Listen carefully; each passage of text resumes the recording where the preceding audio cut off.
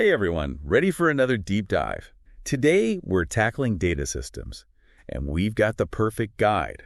Martin Kleppmann's Designing Data-Intensive Applications. It's a classic. Yeah, whether you're prepping for like a big presentation, or maybe you're just curious about how these systems actually work, we're going to break down those key concepts so you don't have to wade through like hundreds of pages, right? Right. This isn't about memorizing code or anything. It's about understanding those core principles that make data systems tick. Exactly. Like, why do some apps feel super smooth while others are like constantly buffering? It all goes back to how those systems are designed. And Kleppmann does a fantastic job of laying out that foundation. Totally. Yeah. So he starts by asking this really basic but important question. What are we even trying to achieve when we build these data systems? Right. Like, what's the point? And he nails it with this like holy trinity of data system design: reliability, scalability, and maintainability. Those are the pillars. If you can nail those three, you're on the right track. Okay, so I get why those are important, but can you break those down a little more? Like, what do those actually mean in practice? Sure. Think about it like this. You wouldn't build your own car engine from scratch, right? Happily not. Exactly. We rely on car manufacturers for that. Same with data storage. We've got databases, which are like these amazing engines for storing and retrieving data. But just like you wouldn't stick a sports car engine in a minivan. Yeah. Different databases have different strengths and weaknesses. There's no one-size-fits-all solution. So it's about choosing the right tool for the job. Exactly. And sometimes you need a whole team of tools working together. Caches, indexes, message queues, the works. Kleppmann calls this a composite data system. Okay, so you're like the architect, making sure all these different pieces are playing nice together. Right. It's not just about writing code. It's about designing and orchestrating these complex systems. Gotcha. So it's about the big picture. Now, there's this other big concept that comes up a lot: scalability. I think a lot of people assume it just means handling massive amounts of data.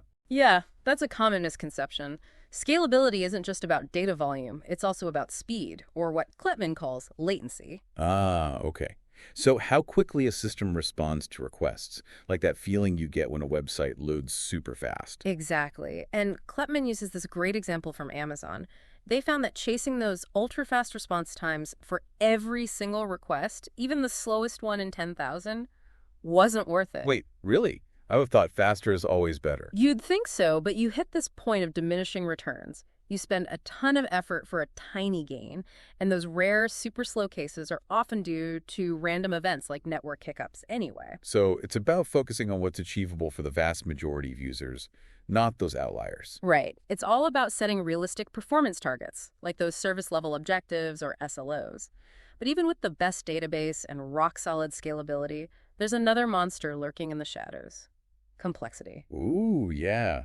Complexity. That sounds scary. It can be, and just like that pile of laundry, you need to deal with but keep putting off, Right. Ignoring complexity in your data systems can lead to some nasty consequences. Budget blowouts, buggy code, and systems that are just impossible to understand, let alone maintain. Okay, so keeping things simple is key. Absolutely. Simplicity makes a system so much easier to manage and troubleshoot. Kleppmann talks about operability, which basically means how easy is it to keep an eye on things and fix them when they break. Right, like having a well-organized toolbox so you know where everything is and can quickly find what you need. Exactly. And that brings us to how we actually organize all of this data.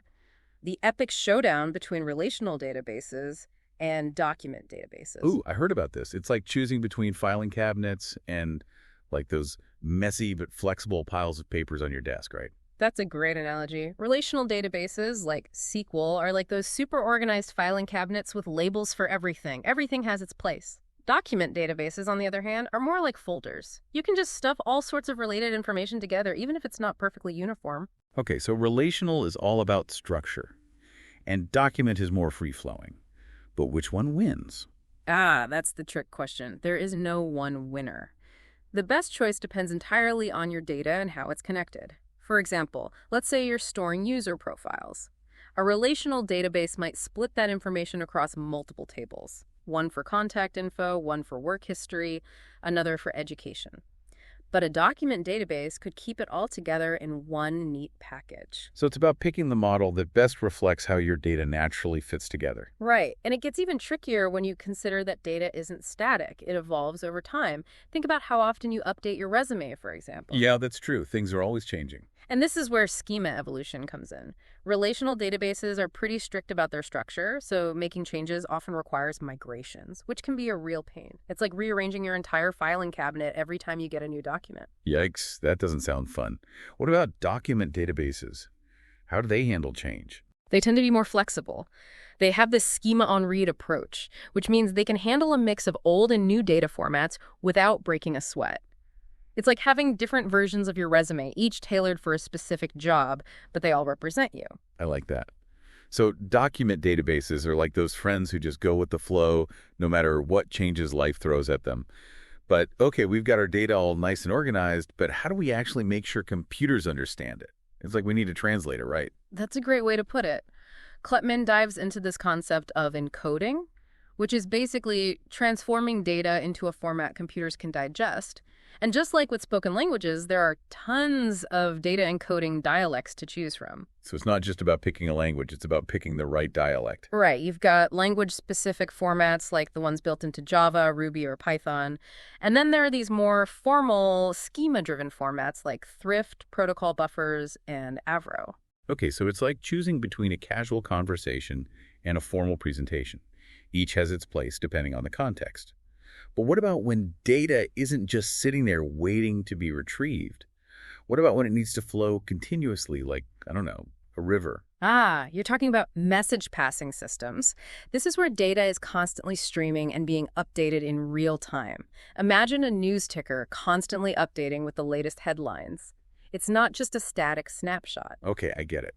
So how do we manage this constant flow of data without everything getting overwhelmed? Well, a key player here is the message broker.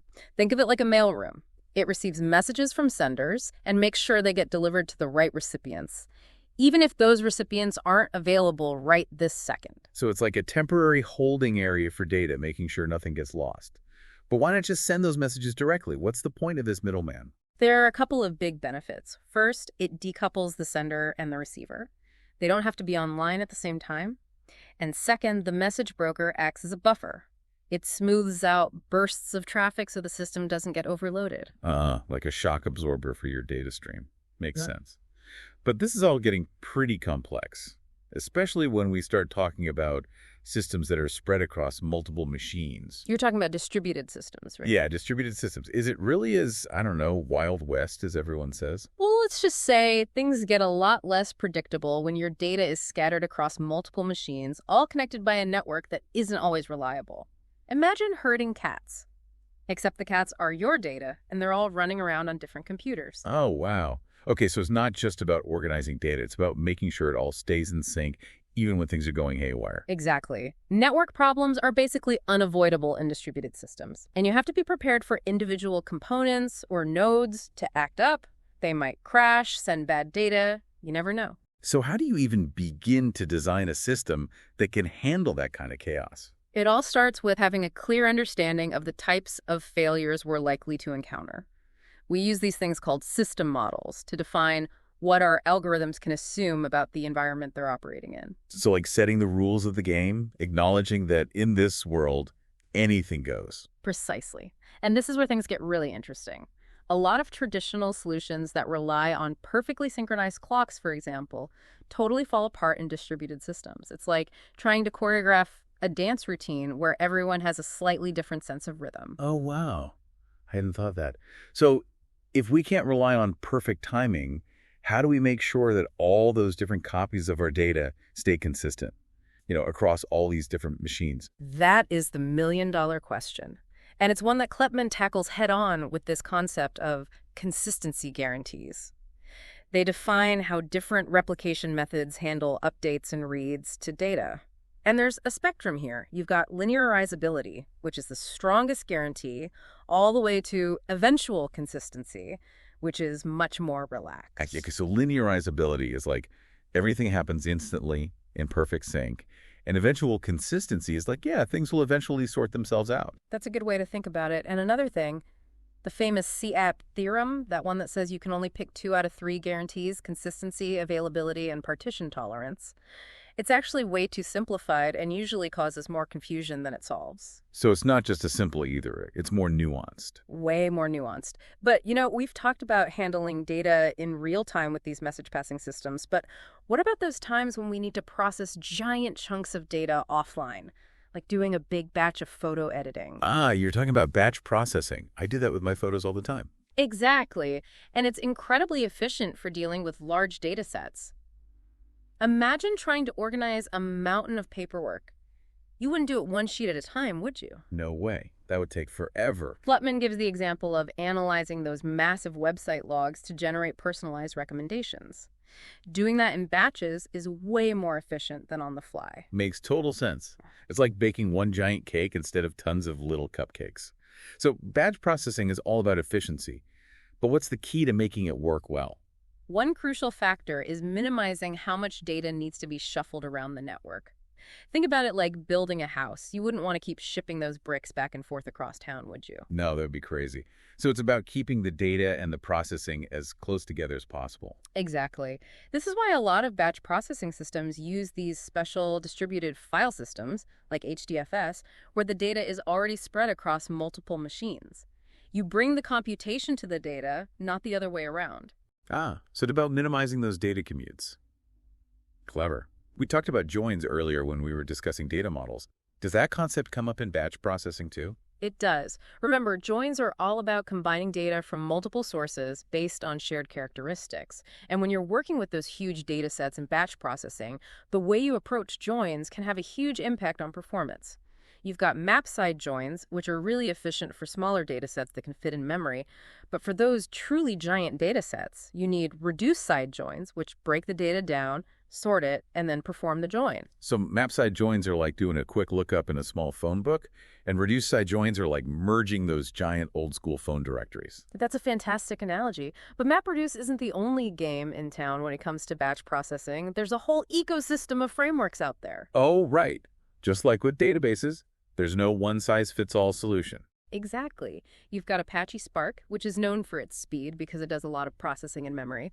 And then you have Apache Tez, which is great at optimizing data flow for very specific workloads. So it's about picking the right tool for the job, Yeah, depending on your data and what you're trying to do with it. that's the key takeaway. But batch processing is just one side of the coin.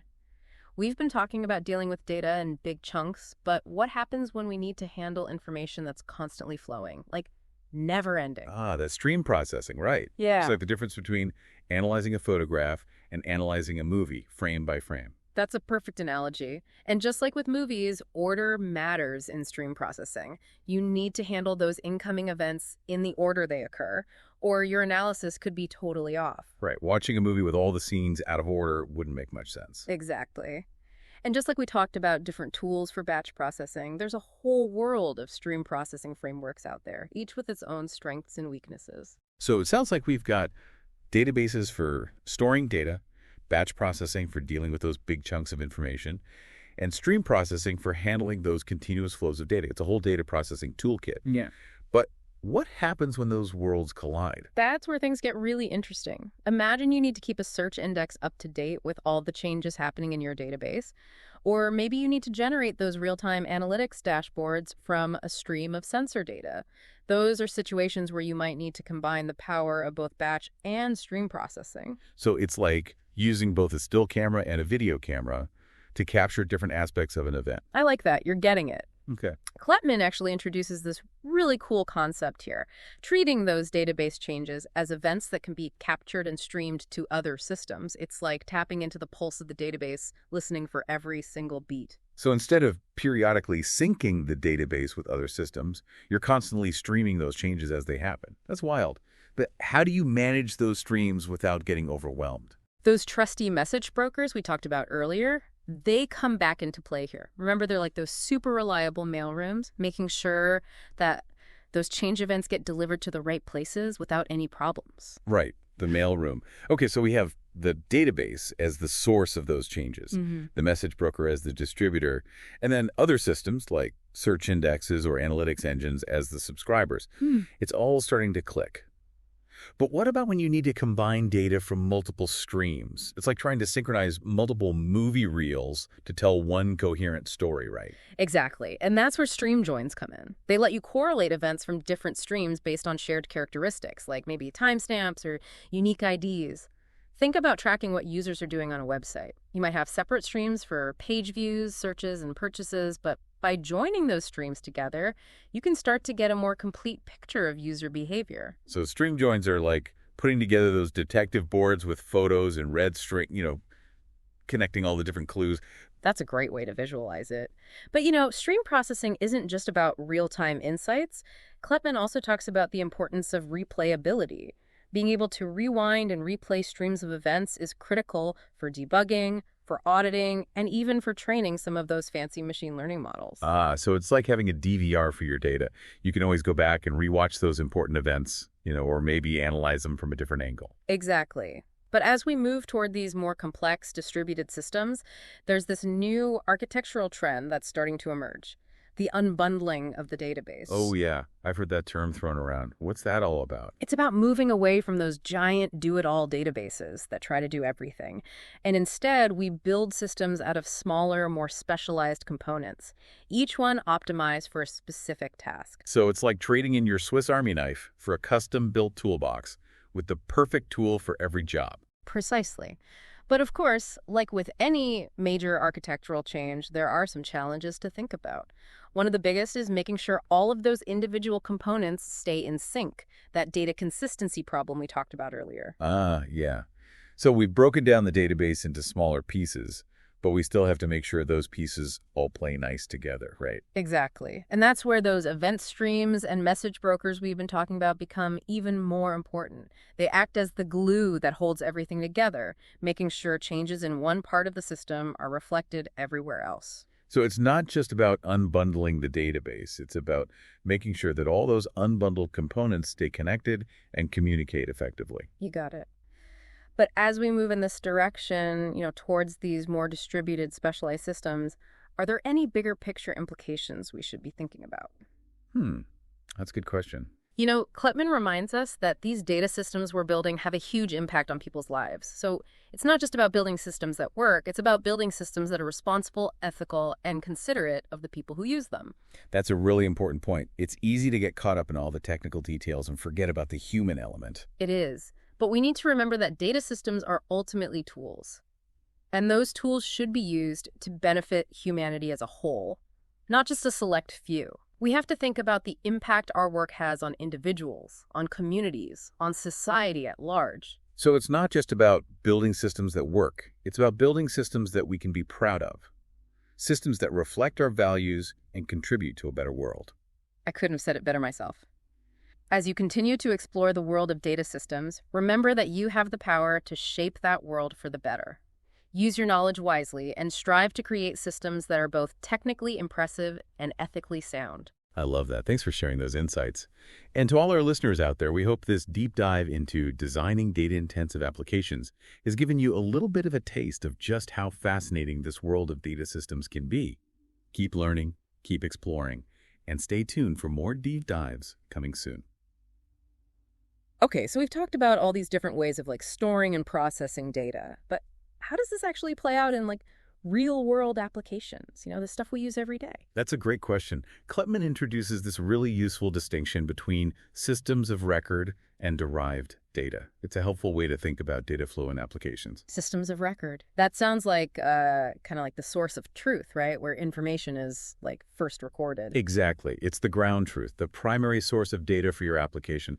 Think of it like the official records in a library or a government agency. Okay, makes sense. So then what's this derived data? Is that secondhand information? You could think of it that way. Derived data is generated from those systems of record, but it's been processed or transformed in some way. Think search indexes, recommendation algorithms, even those fancy analytics dashboards you see. They all rely on derived data. So it's like taking the raw ingredients from your system of record, and then you whip up something new and delicious with them.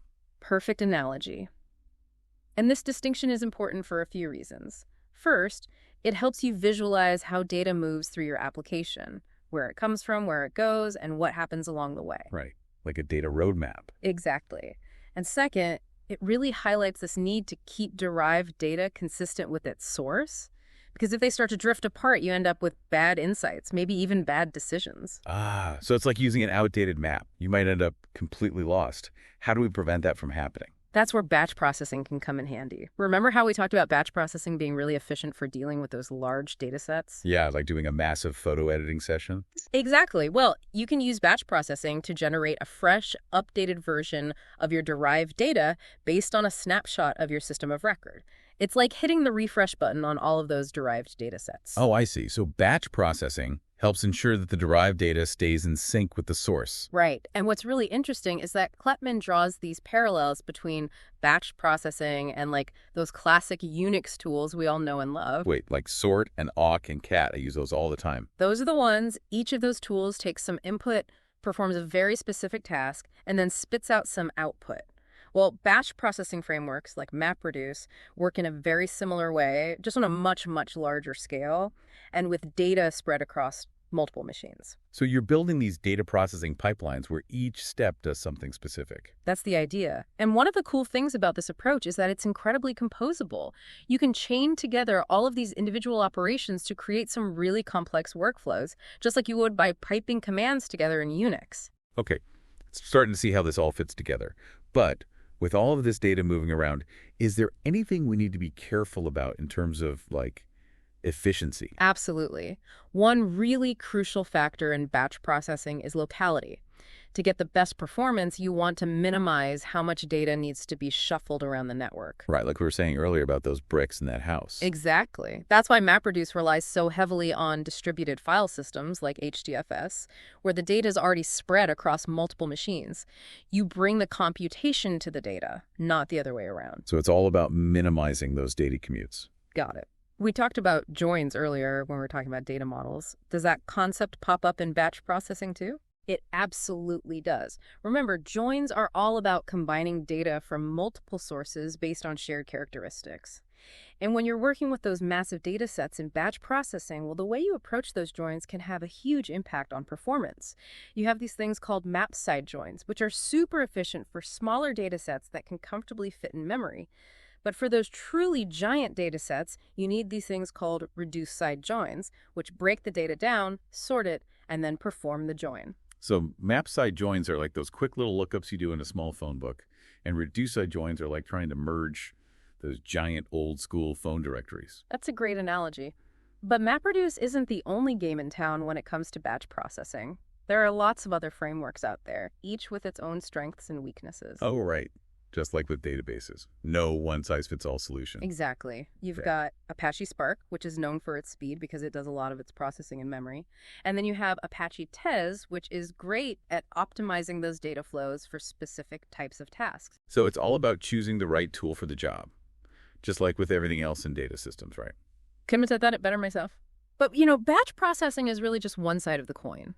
We've been talking about dealing with data in these big chunks, but what happens when we need to handle information that's constantly flowing, like a never-ending river? Ah, that's stream processing, right? We touched on it a bit earlier. It's like the difference between analyzing a photograph and analyzing a movie, frame by frame. Exactly.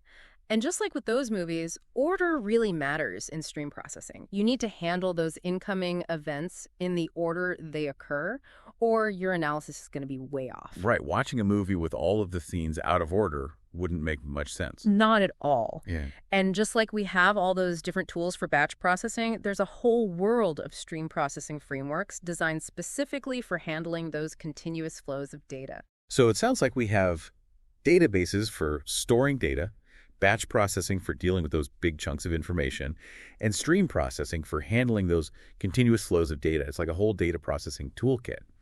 But what happens when those worlds collide? When you need to use a combination of those different approaches. That's where things get really interesting. Imagine, for example, that you need to keep a search index up to date with all the changes happening in your database. Or maybe you need to generate those real-time analytics dashboards from a constant stream of sensor data. These are situations where you might need to combine the power of batch processing and stream processing. So it's like using both a still camera A and D, a video camera, to capture different aspects of the same event. Right. Perfect analogy. And Kleppmann actually introduces this really cool concept here. He talks about treating those database changes like events that can be captured and then streamed to other systems. It's like tapping into the pulse of the database, listening for every heartbeat, every change that happens. So instead of like periodically syncing the database with other systems, you're constantly streaming those changes as they happen. Wow. But how do you manage those streams without getting completely overwhelmed? Well, remember those trusty message brokers we talked about earlier? The mailroom analogy? Oh yeah, the mailroom? They come back into play here in a big way. They act like those reliable intermediaries, making absolutely sure that those change events get delivered to the right places without any hiccups along the way. Okay, so the database is the source of those changes. The message broker is the distributor. And other systems, like those search indexes or analytics engines, are the subscribers. Got it. But what about when you need to combine data from multiple streams? Like, I don't know, trying to synchronize multiple movie reels to tell one coherent story? That's exactly right. And that's where we have these things called stream joins. They allow you to correlate events from different streams based on, well, some shared characteristics. Maybe it's timestamps or unique identifiers. Think about tracking user actions on a website. You might have separate streams for page views, for searches, for purchases, but by joining those streams together, you can get a much more holistic view of user behavior. So stream joins are like those detective boards with photos and red string, Right. Connecting all the different clues to reveal the bigger picture. Love that analogy. But stream processing isn't just about those real-time insights. Kleppmann talks about the importance of replayability in stream processing. Being able to rewind and replay those streams of events is super important for debugging, for auditing, and even for training some of those fancy machine learning models we've all heard about. So it's like having a DVR for your data. You can always go back and rewatch those important events or maybe analyze them from a different angle. But as we move towards these more complex systems, these distributed systems, there's this new architectural pattern that's emerging, the unbundling of the database. That's right. It's all about moving away from those giant monolithic databases that try to do everything. And instead, we build systems out of smaller, more specialized components, each one optimized for a particular task. So it's like trading in your trusty Swiss Army knife for a custom-built toolbox, with the perfect tool for every job. Precisely. But of course, as with any major architectural shift, there are challenges. And one of the biggest is making sure that all of those independent pieces stay in sync. That data consistency issue we talked about earlier. Right. So we've broken down the database into smaller, more manageable pieces. But we still have to make sure they all can work together. Exactly. And this is where those event streams and message brokers we talked about, they become even more important. They act as the connective tissue, making sure that changes in one part of the system are reflected everywhere else. Okay, so it's not just about unbundling the database. It's about making sure that all those unbundled pieces can still communicate effectively. That's a lot to think about. It is. But as we move in this direction toward these more distributed, more specialized systems, Kleppmann reminds us that these data systems we're building, well, they have a huge impact on people's lives. Oh, yeah, that's a good point. It's not just about building systems that work. It's about building systems that are responsible, ethical, and considerate of the people who use them. It's about thinking about the impact our work has on individuals, on communities, on society as a whole. So it's not just about the technology itself. It's about the people using it and the impact it has on their lives. Exactly. And that's a responsibility we, as the designers and builders of these systems, shouldn't take lightly. Kleppmann actually dives into a bunch of these emerging trends that are shaping the future of data systems, things like cloud-native databases and serverless computing and edge computing. It's a landscape that's constantly changing, Yeah. It sounds like we're moving toward a world where data is even more distributed and scalable and even more intertwined with, our daily lives, which is exciting, but maybe a little scary, too. Yeah, definitely both. We need to be thinking really carefully about how to build systems that are resilient, adaptable, and secure, especially in this world that's becoming more complex all the time. No room for complacency. So we've covered a ton of ground in this deep dive. I think from the basics of reliability and scalability to these bigger picture questions about the impact of data systems on society. If our listeners could only take away one thing from all of this, what would you want it to be? At the end of the day, I think the most important thing to remember is that data systems aren't just about technology. They're about people. That's a powerful message. It's so easy to get lost in all the technical details that we forget about the human side of things. It happens all the time. But we need to remember that data systems are ultimately tools. And those tools should be used to benefit humanity, not just a select few.